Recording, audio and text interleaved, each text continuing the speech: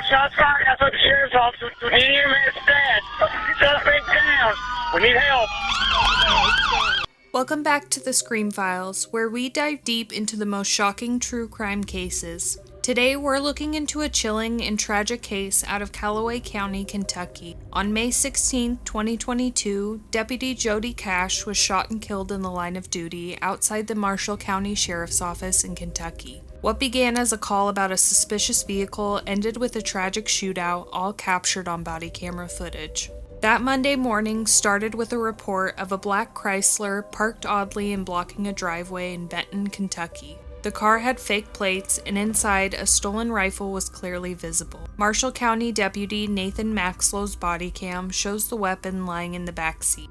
Law enforcement arranged for the Chrysler to be impounded, but investigators knew this car was linked to someone they were very familiar with. 30-year-old Gary Rowland, a man with multiple active warrants and a known history of violence. Deputy Jody Cash, who had been tracking Rowland's phone as part of a federal narcotics investigation, arrived to assist. Cash warned the team that Rowland was dangerous, and he had previously said he would rather go down in the streets than return to prison. Later that afternoon, officers tracked Rowland to an apartment in Benton. After setting up a perimeter, the Marshall County Special Response Team moved in using a Bearcat armored vehicle. They found Rowland asleep on the couch. Rowland was handcuffed behind his back. A pat-down search revealed only cigarettes and a lottery scratch-off. No weapons were found at that time. Saw what looked like a bulge in his sweatpants pocket.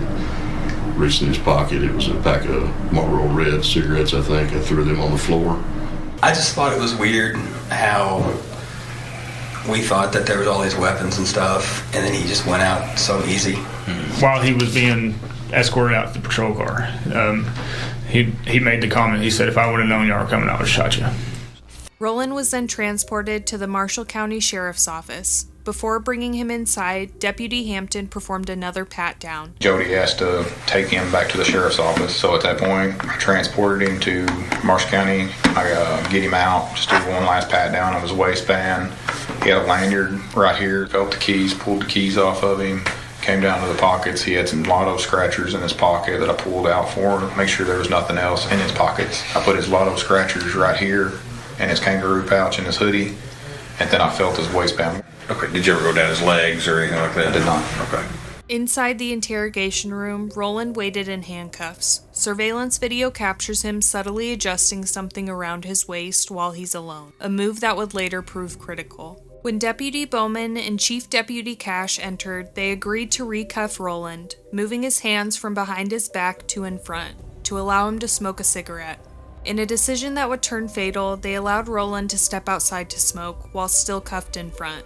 Security cameras at the sheriff's office should have recorded everything, but they failed. The jail's nearby motion cameras also didn't capture the scene due to sensitivity settings being turned down. In the few frames that were captured from nearly 700 feet away, you can see Rowland standing between Bowman and Cash smoking. Suddenly, a gunshot rings out, Cash falls immediately, and Rowland begins firing again, attempting to shoot at Bowman as he runs for cover. Deputy Brandon Little, who had just entered the building, ran back outside. He and Bowman engaged Rowland in a gunfight. Rowland fled toward the roadway, firing again before being shot multiple times by officers.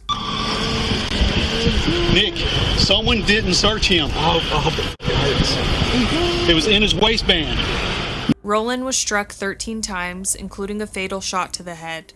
Deputies found a loaded 9mm pistol next to his body and a knife hidden on a lanyard around his neck, items he had managed to conceal during his arrest and transport. Jody Cash died from a gunshot wound to the chest. He was 44 years old, a respected law enforcement officer, husband, and father. In the days that followed, Kentucky State Police launched an investigation. Deputies admitted that Rowland had not been fully searched, particularly his lower body and pant legs. A grand jury later declined to bring criminal charges against any officers involved. In 2023, Deputy Bowman, his wife, and Cash's widow filed a civil lawsuit against the Marshall and Callaway County Sheriff's Offices, as well as the SRT team members involved in Rowland's initial arrest. They alleged negligence in failing to properly search Rowland, a mistake that ultimately cost Jody Cash his life. Since the shooting, the Marshall County Sheriff's Office has made changes, including installing additional security cameras around the building.